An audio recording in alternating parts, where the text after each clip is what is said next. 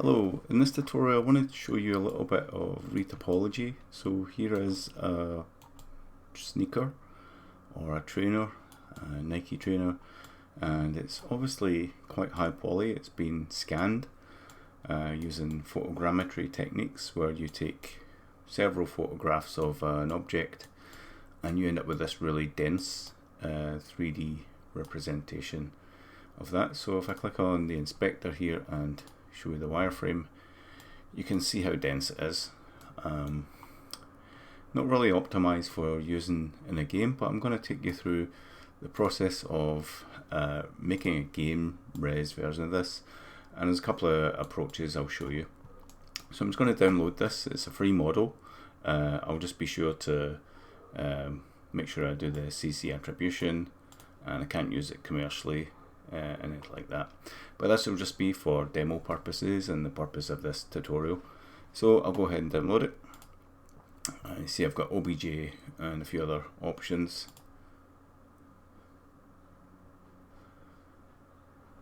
Now I'm imagining that the texture itself does exist, but you can see it's all tore up and kind of generated. Right, so I've downloaded the files. Inside the source is where you'll find the 3D object, and inside the textures is where you'll find the textures, and we need those for baking. Now I'm going to use Marmoset Toolbag for this. It is a paid software, so just a little disclaimer that nothing in life is for free, and even though this tutorial might be free, some of the tools that I use aren't. But it's up to you to find other ways of doing it. So if you use Blender, there might be a way to do it, but I'm going to show you the method I'm going to use. So I'm going to open up 3ds Max. It's what I like to use. I have been known to use Blender, but I just want to use something that I know how to use. So inside the textures you'll find just the color information, and because we've got this really dense 3D mesh, there's the potential for us to use that to generate a normal map. It may be quite noisy, but it can give us something, right? So I'm going to start with the source here, and I want to import this OBJ now. I can just drag this in. It may take a little while to import, so we'll see how that goes. And it might not even actually import like that, so I'll just grab the location and import this way.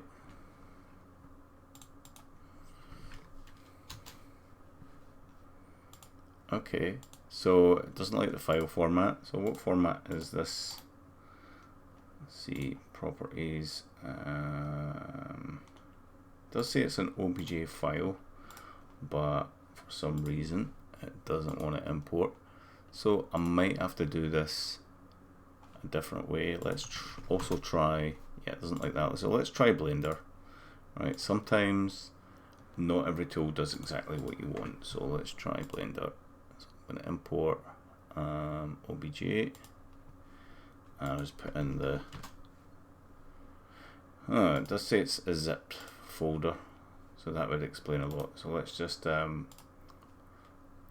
yeah, it needs unpacked, that makes sense. So let's make sure to extract it. Right, so now we should be able to open that inside 3ds Max. So if you do use Blender, you can use a similar technique to this. Okay, so we've got 500,000 faces, and there we go. And I'm just going to start with the basics, right? So normally you would retopologize this face by face, right, to get all that information, and you see there's some garbage in there, right? But the way I'm going to do this is just to use a box, right? But first I want to make this a bit nicer, the angle and things, right? Just purely for aesthetic purposes at this stage, right? And make sure it's nice and straight the way I like it. as if it's on the ground. Right, this just pleases my eye and not much else. Also, it makes it easier to model round, right? So consider that. So I'm just going to affect the pivot and align to world. That kind of resets its transforms in a way. And yep, so there's no rotations on it. And you can always move it back to there, or affect pivot and move the pivot down to 0. So now that's the new pivot there. Okay, and I'm going to call this trainer high, because this will be the high poly. And you can see it is a little bit noisy and bumpy, but there's a lot of nice information in this. And let's get started. So we want to just drag a box out, right, and just kind of cover it.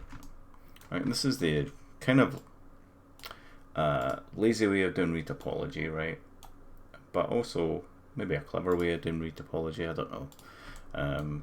Let's just find this quite nice. So I'm just going to do Alt X so we see through this, and I'll just start to click a face and move it to cover the shape. And you can see there's nowhere near enough geometry to cover this shape at all, right? So we gradually start to split this up and things like that. I'm just going to press F4 to see wireframe as well, but you can see this one looks a bit noisy to read, so I'll just leave that like that, okay? And what I want to do is add Swift Loop. So if you don't see this ribbon, it's just here if you're using 3ds Max. If you're using anything else, it's whatever adds an edge loop to it, right? So I've got it shortcutted, right, to Alt E, and it means I can just add that in. And as soon as you've done that in 3ds Max, it's selected those edges, so you can do what you want with them. Right, I'll do that here, and if you hold down Control and click the verts, it selects those verts, and you can start to do some adjustments like this. And I'm just trying to shape match at this stage, and I want to show you kind of like what I would get if I was to bake this. And it does get quite interesting, and I think it will be interesting to show you the baking process even at this early stage where the shape isn't a perfect match, just to show you that you can get quite interesting results with a very low poly base mesh, or low poly mesh, right? But we do want to kind of get this shape a bit better first, just so the overall shape reads nice. And if you've never heard of LODs, level of detail meshes, it actually just means that the further away the object is from the camera, it will switch out for an object with less polys to save on just the polygon memory, if you like, the amount of work the GPU has to do.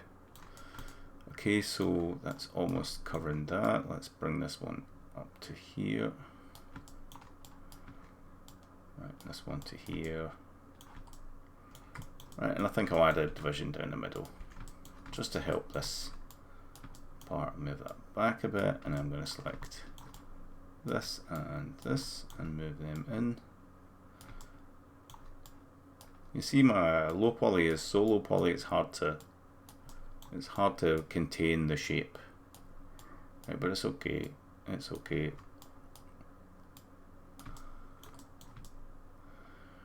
Right, and let's fix the front here.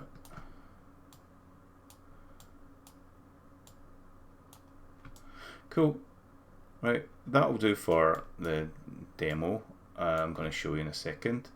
All I need is to make some UVs for this. I also don't like the way that's cutting across there. I'll explain that in a second. Right, and let's just move this part in here and here. So I'll make some UVs. I'll just Alt and Q to isolate this mesh. Right, and let's just do a UV unwrap, select all the faces, and I just tend to look at it from the nicest angle first, and then use planar projection from view.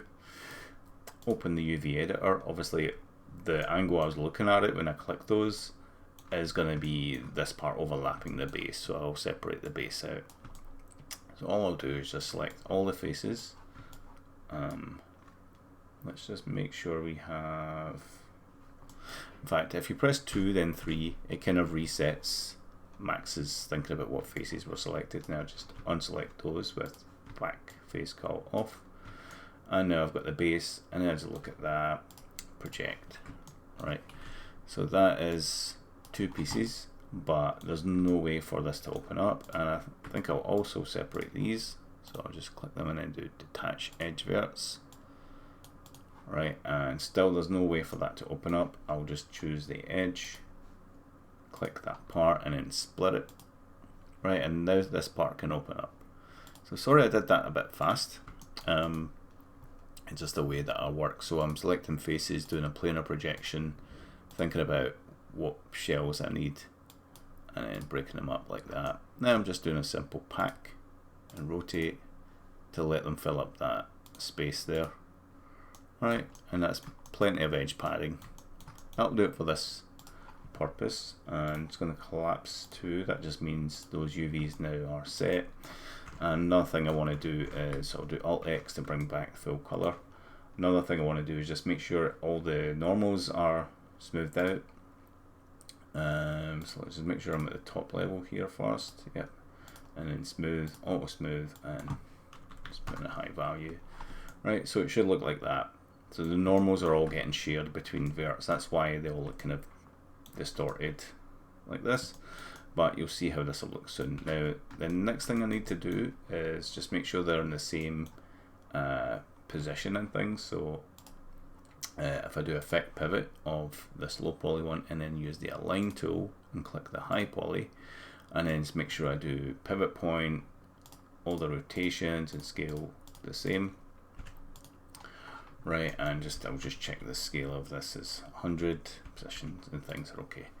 Right, cool. So both of these are ready to go. We've got our low poly one and our high. Let's just copy the name and click on the low here and call that low.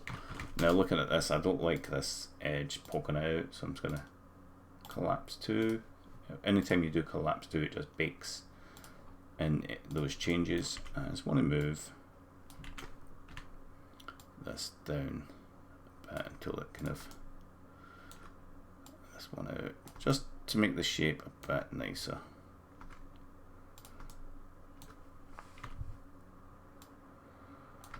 Right, and this one,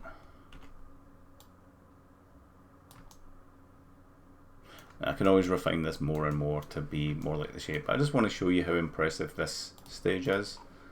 So I'll just go to my unwrap again. Because I made some mesh changes, I'll just come back here and do tools, relax, and I'm just going to click apply. You'll see a little bit of change, and do that a few times until all of that's better. Okay, so we're ready to export this to Marmoset Toolbag now. So I'm just going to collapse to here, and at this stage I could save it. I should save it. So I'll just do desktop for now and just call this example bake. And I need to export both meshes. So it's okay to select both of them and then do export selected and FBX. And let's just call this trainer low bake one. Okay, we want to make sure we've got triangulate checked, and everything else there I usually just leave. Smoothing groups, tangent, binormous, triangulate, and preserve edge orientation. Yeah, as long as triangulation and smoothing groups are checked, I think everything else is fine. If you get any issues, you can always try on checking those. So let's just do import model. In fact, let's do a different thing. Just click the new baker, and then make sure you're on mic normal tangent space here, and it's going to do load, find the mesh, and it will automatically, if I'm right, it should put them into, there we go, based on their names, it's put them into the right grouping. So you want to click on the low poly, and change the cage opacity, right? And then so that you can see it. Usually it highlights at this stage, but it's not doing it. And then just make sure you do a maximum offset. And now it will ask for an output. So again, I'll just do desktop. It will get a bit messy, but I'll clean it up later. And change to PNG so we can see it right away. And then we'll call this bake 1. And I'll just bake the normal map to begin with. So turn everything off apart from normals, leave everything else as it is. Just needs the mic X normal there. And I'm just going to go back to the cage. Now for some reason, I don't know why it's not showing me the cage distance. That could be a scale issue. So let's just check the kind of scale that I'm working in. Should be unit setup should be in centimeters, and I guess this trainer would be about, I don't know, 25 centimeters. So it's pretty big. It's 285 centimeters instead of that. So it's a tenth. It needs to be a tenth the size. So I'll bring this down to like 10%, like that, and let's just move it to 0.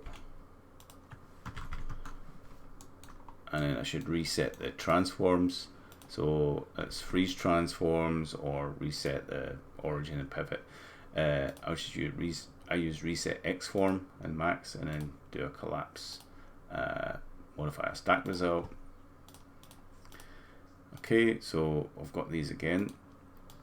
Let's just do export selected, overwrite that, and okay.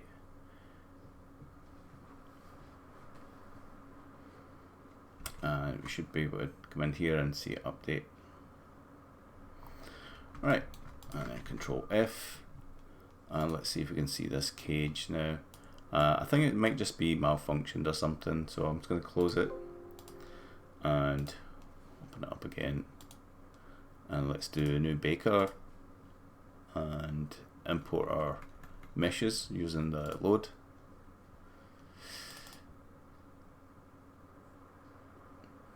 Okay, and it's made the groups there.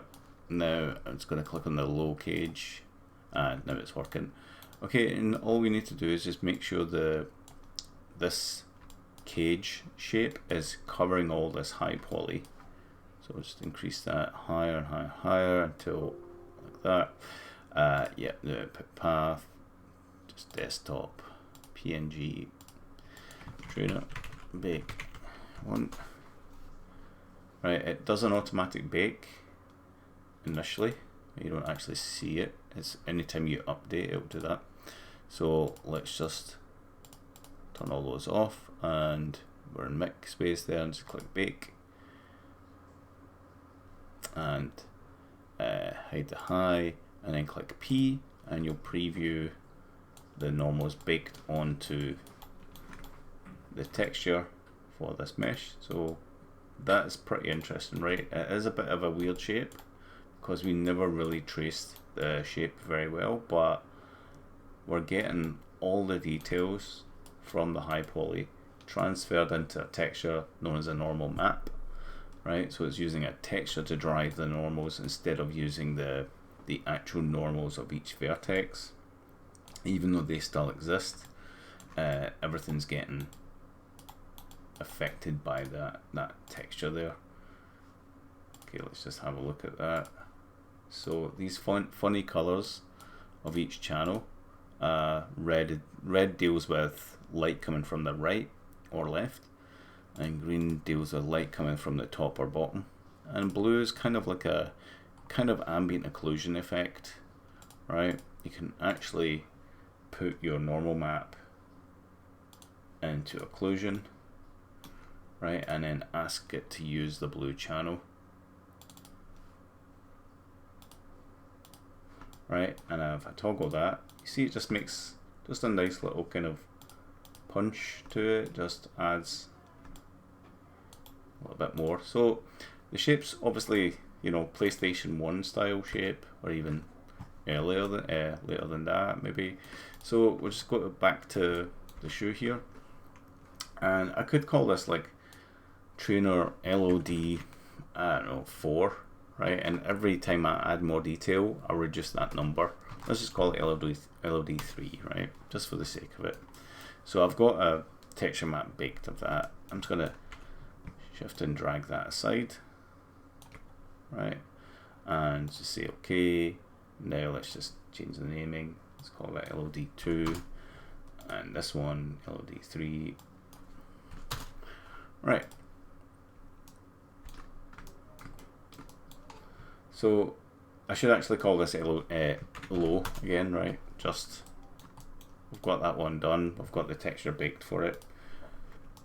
And now we move on to this one. Right, so I'm gonna increase the density. I can do it 2 ways. I can use Turbo Smooth, but you see how it pulls in the shape, right? Or I could just start adding more divisions again, which is what I'll do. So I'll do another loop, choose edges. It will be the last active edge like that I used, move them in place. So instead of doing actual retopology face by face, which would probably be easier and nicer, take a little bit longer, but yeah, this is okay for this purpose. Okay, let's add another one in there, and you know, if there's not a lot of shape change or any reason for any of the topology, I can get rid of it, but for now I want to keep the topology nice, so I can add edge loops quite easily. I can see I need one right around the middle here to really help with that shape. Let's just choose the 2 objects and do Alt Q, so I'm only working with those, and then do Alt X so I can see through.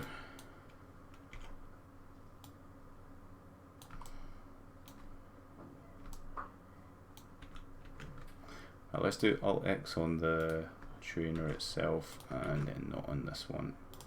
That'll be easier to see.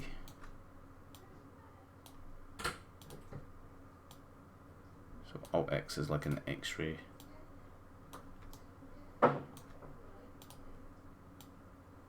Sorry if you hear some background noise, just there's people in the neighbouring building doing some work.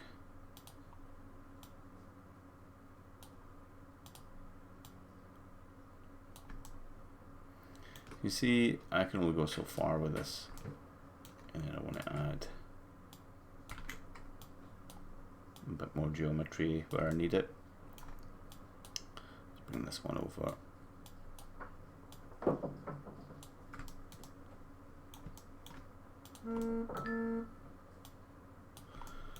Okay, and okay, at this point I'm just going to double click this edge loop and then just chamfer it to get it to kind of grow like that. And then I can take these faces here and then use inset, and then once again, and then drag it down. Okay, so that's a bit closer to the shape there.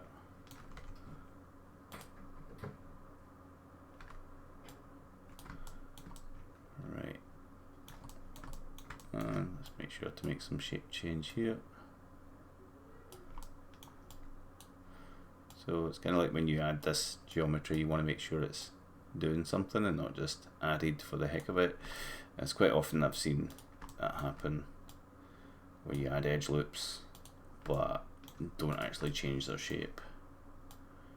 You might as well do that, you know, you've added the expense of that extra geometry, so just make it, you know, look more rounded or nicer.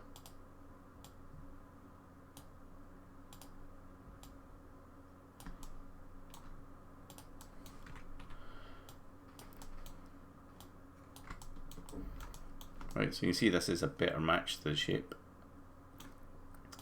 Still a little bit janky, but it's the kind of the next detail, and we can sort of keep going that way. What I need to do now is to redo the UVs. Just seeing one that's a little bit too far out for my liking.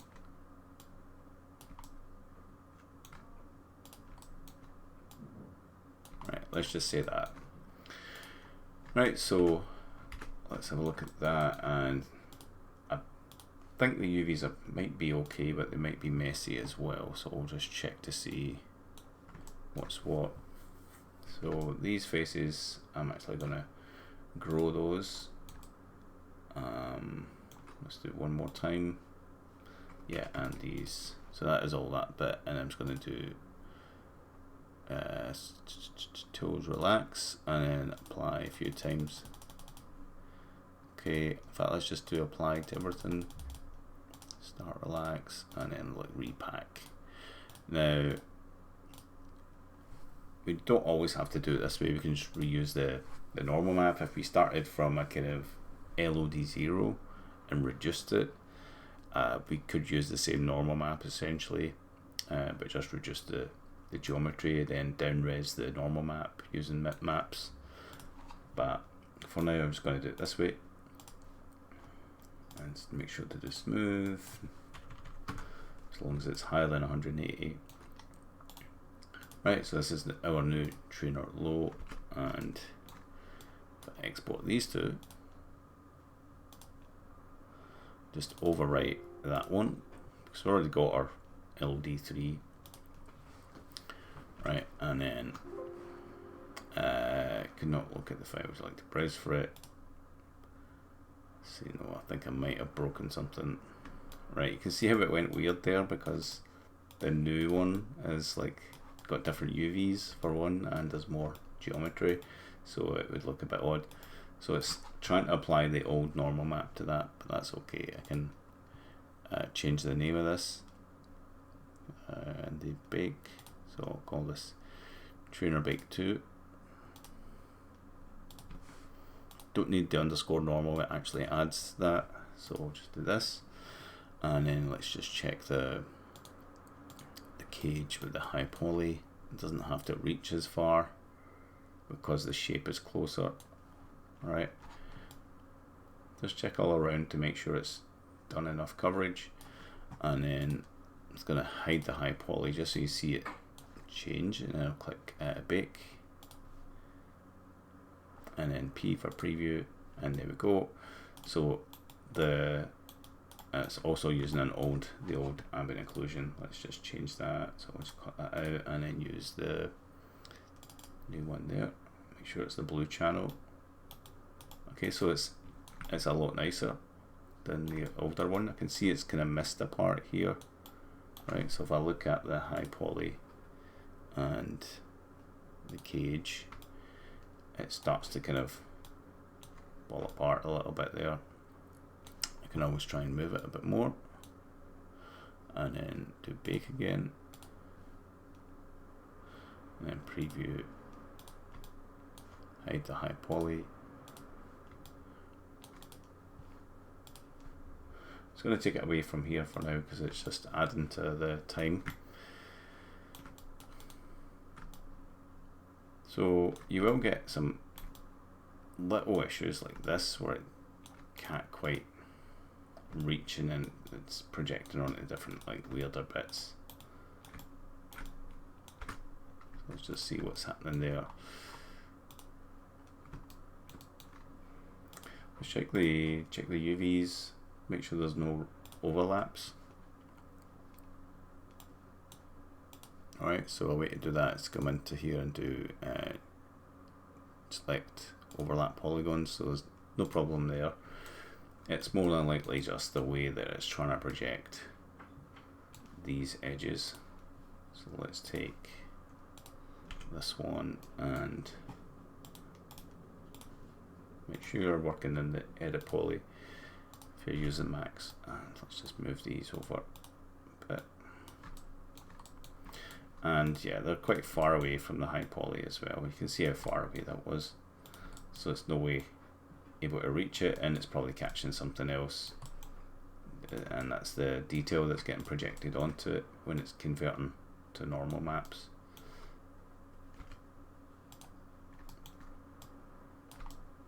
Okay, so what about the color information?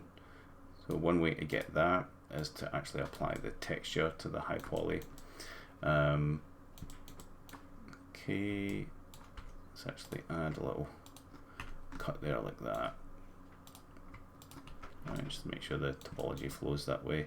Now I'm just going to do another LOD in this. I'm just going to add a support loop there, and then I'm just going to do a turbo smooth like that, and that's gave us a better shape, right? I'll keep the turbo smooth active, and I'll click to faces, polygons, right? And now I can pull the faces around. I just want to click this to see the end result, but then I get this kind of cage, and I can choose whether I want to pull verts or the faces or edges around. And I just want to use that to kind of match the shape a little bit better.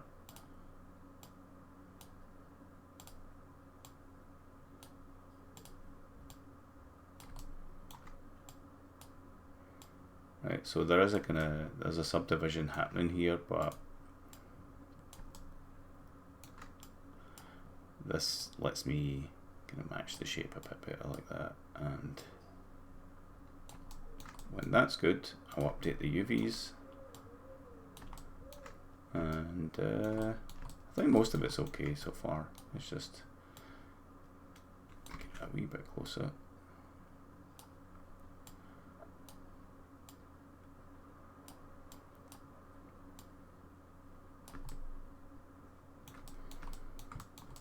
Right, good enough for this purpose, right? I could spend all day on it, but that'll do. So it's got the turbo smooth added to it,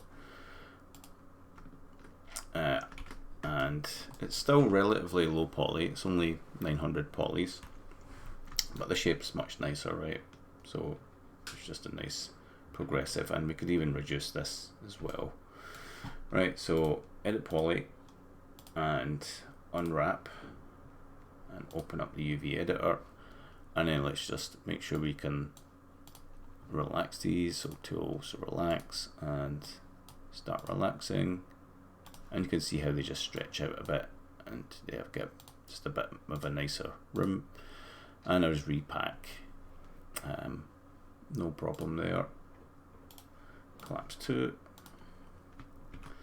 and I'll export the low and high again. Now I don't actually I never kept the previous topology version, but that's okay, I'm just showing an example. Okay, so export selected, overwrite that one. Again, we'll lose the information, or it will look weird when it re-imports those files.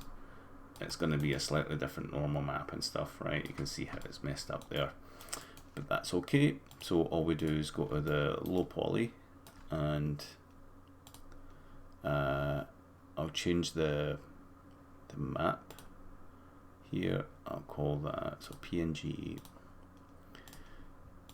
number 3. We don't need the normal, adds that. Okay, and then low, make sure you can see the high poly. Now I can play with the shape. You can see I don't have to go as far each time I add more geometry there, and it's already matching pretty close, right? So that's pretty cool. And then I do bake, hide the high, and then preview. So there we go, there's the normal map baked into a really low poly version. You can see it's triangulated. That's important so that we don't get any artifacts. If we don't triangulate it, it might change the direction of the triangles, and that could affect how the normal map looks. Now obviously this information is not great. It's coming from the high poly, and the high poly is actually like that, so we would fix this another way. You can see it's a bit garbagey here as well, right? But I want to show you how to get the color information from this. So what we're going to do is click on the high poly. Let's just hide the low poly. Now this has got this material on it called default, right? Let's make sure that is, so hide the high, yeah. Okay, high poly, default high. So you see if I change the roughness, how that's changing. Now we want to put that color information that came from the file itself. So if I go to my downloads and into sneaker textures, and we'll get that information, right? It's just to view it here, right? We don't really anyway, we need to come here, right, and we say we want to bake the albedo coming from this albedo, right? So we do need it there. You can also bake vertex color if we use ZBrush or something. So I want albedo and normals, but I want to bring this resolution up to like 8K, and let's just do 4K just in case I get a crash, and do 64 times. Everything else I'll just leave, and let's do bake.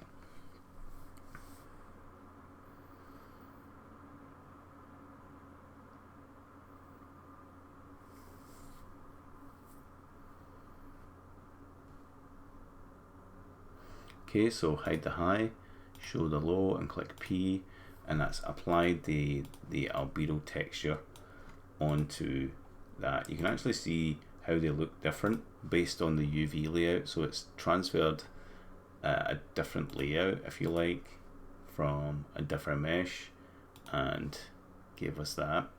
And it's actually quite a good technique for transferring UVs between objects if you want to make them share a texture and things like that. Okay, so I'm just going to bring up the roughness, and let's just add a light source back there, and there you go.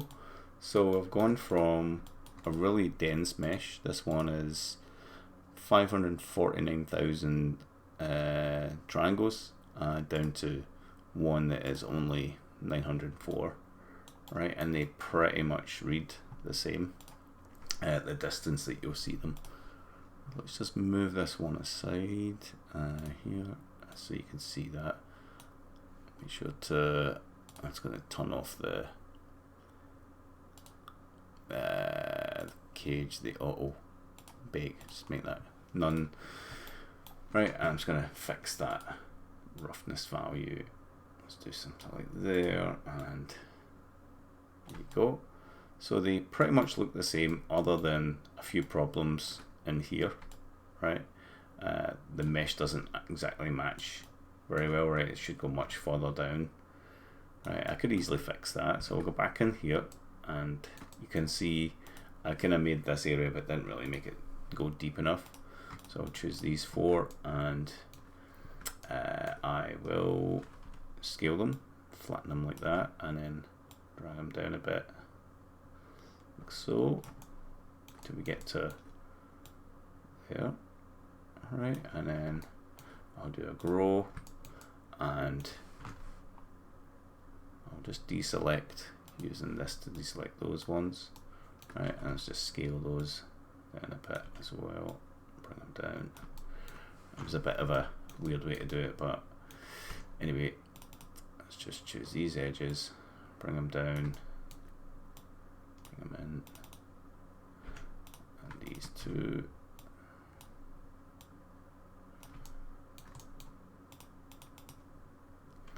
Yeah, I'm doing this a very slapdash way, but I kind of know what I'm doing, right? And I know the way that I'm doing this is a wee bit slapdash, which means fast without much care.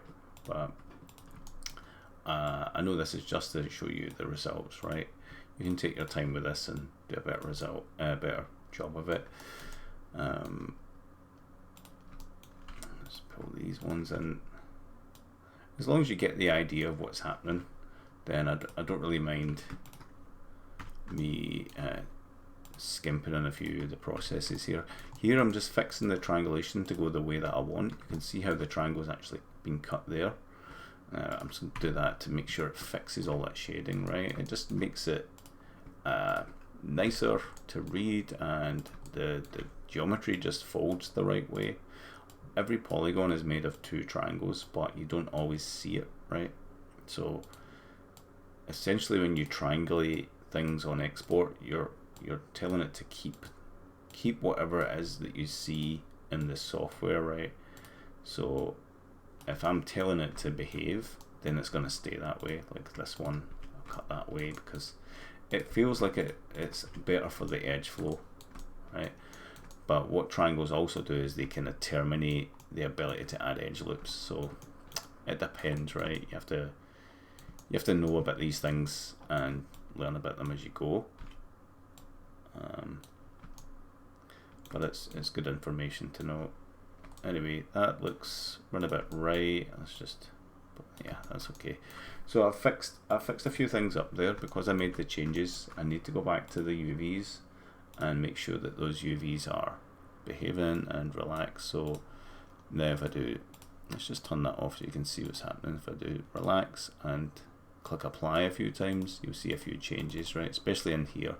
Now it's got to the point where there's so much tightness in here, like the way it's trying to unfold all this, it's just not possible, right? So I need to like cut this up somehow, and I'm thinking I'll just choose edges. I'm going to choose these ones here because they feel like the ones that would help it, and I'm just going to split them. Now I do start relax, and you can see how all that just opens up. I love how organic it looks in Unreal, like you actually see the process and it's not just instant compared to Maya. Right, so that's cool. Let's just allow it to rotate, bring the pan down like that, and just pack it. I could spend a better job, I could spend a better time, a lot more time making a better job of this, right? I could take my time and make it look good, but again, just demo purpose stuff. Okay, so that's done. Let's export both of those. Make sure I get that turned off. Export selected. Okay, and I think we should be good. So I'll go back in here. There will be changes made. We'll see it all mess up. Yep, as they do. And also the high poly's moved back, which is nice. We need that. But now we'll get a nicer bake from this, right? Let's just check the low poly and see how far we can push the cage. Okay, just to catch that bit. Anything else, that's all good. Right, so we're going to bake the albedo and the normals. We can bake other things as well, like curvature. But because the high poly is a scan, that curvature is going to be quite noisy. So we'll look at that another way. Okay, so let's just click bake. And there's both meshes are here, so it looks a bit messed up. Once that's done, so it's just the normals and albedo. So click P for preview, H to hide the high poly, and we're left with this low poly one. And you can see the inside looks much better now, right? Still a bit goofed here, probably because it's just my bad retopology job, to be honest. But for the purposes of this demo, I mean, that's a pretty decent result. Let's add the, so yeah, it's not this one, it's this one. Yeah, let's add that occlusion from the normal map blue channel. So desktop, oh no, not that one. Okay, you can see it just adds a tiny bit of shadow. If I ramp it up to like 25, you can see how it's just making that stand out more, and you can almost give it it almost looks like a linear look. Let's do 60. Now it looks pretty cool, like something from Borderlands. Get rid of that gizmo. Right, how cool does that look? Now if we add the albedo into emissive, right, so I'll just find that from the bake. It gives it a little bit of self-lit. We can kind of control that, and now it looks like a kind of little sketched version. You can actually, if I had a shader, I could wash out the color of this and make it more iffy, but there we go. Do that. See it with and without the normal map. Yeah, it's looking more like a little sketch now, but the normal map just helps, especially for the lightness. Yeah, I'm just going to ramp that up like to 100. Yeah, you can really see that now. It's pulling out too much of the information, so that's just a little fun addition, just found out by accident there, right? You wouldn't normally ramp up the occlusion that high, but if you wanted that kind of outline sort of look, that works. Obviously all of this information would need fixed either by making a better low poly version. So let's just compare those. So we've got the low and the high. Yeah, you can see actually, yeah, the low poly is just not matching this side very well. So we can always fix that and make it, yeah, it's just miles away. So it just needs to be a bit closer. So I can do like a soft selection. Small value, 0.5, maybe a bit higher, 1.5, and then move these a bit closer.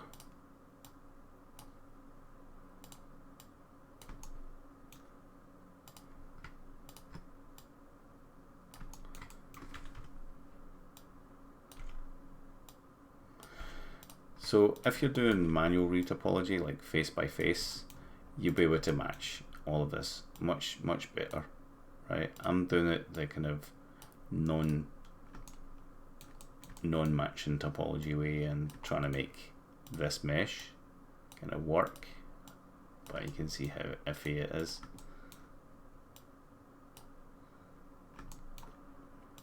Works fine if it's a very low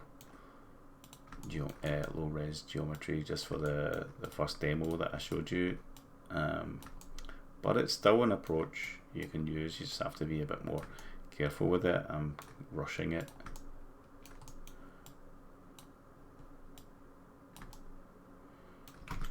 I'm kind of rushing it.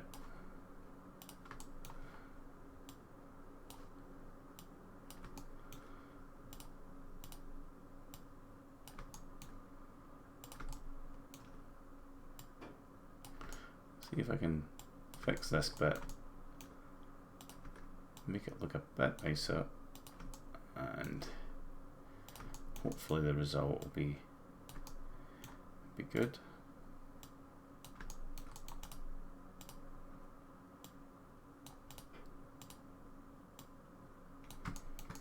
Right, that's a better match. We changed the shape, so just update the UVs. UVs are probably good enough, but I don't want too much stretching, so let's just make sure to do a little bit of relaxing. If I do apply, you can see what's changing. Right, not much. I can always repack it if I want. I'll just leave it as it is, as long as there's no overlaps. So just select overlaps, nothing there. That's all good. Okay, choose the two meshes. It's important their pivots are in the same place, so if I do effect pivot, yeah, both of them are correct. Okay, export selected.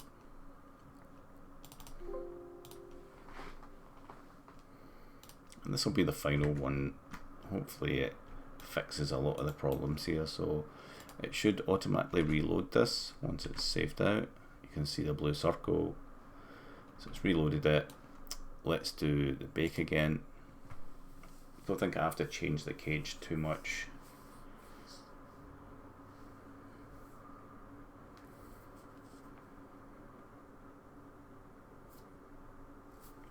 Hide the high poly, click P for preview. There you go, that's much better, right? So it's fixed all this bit. Very low poly mesh, not so low that it looks as bad as that first example, but now you can see it still holds up from that distance pretty nicely, right? Considering the difference in the poly count. So if I move this one across, right? Let me just turn off that ambient occlusion. You can see they don't look that different. Now there's a few different properties on these. It's just making them look a wee bit different, like the emissive, right? You wouldn't be able to tell the difference to these at that distance. They look the same, right? So that's kind of typical of LODs, that as long as it looks good from that distance of the camera, that can be the accepted amount of geometry for that, right, compared to this dense beast. And then as you get closer, it might pop to this form, right, where, oh, you're looking up close to it, then you see all these nice shapes. Right, but for the most part, this one just works. How often do you look down at the shoes of a character? You know, and most of the time, if it's a third-person game or something like that, you would just see the back of it. Right, and even that's fine. How close up do you think you would see it?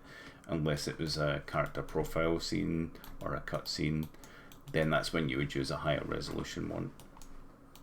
But there you go, it's baked all the information we need. And let's just bring back this crazy occlusion look, and a little bit of emission, just for a stylized kind of appearance.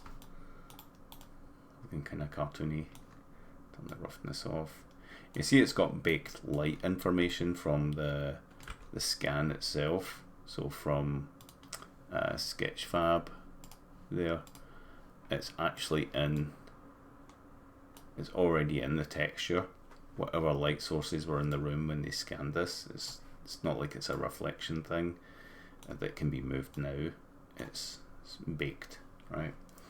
So yeah, so that's pretty much the process. I hope that's useful, and you can use that for any sort of games you're using. Maybe find a really high poly asset that's a real thing, and then retopologize it.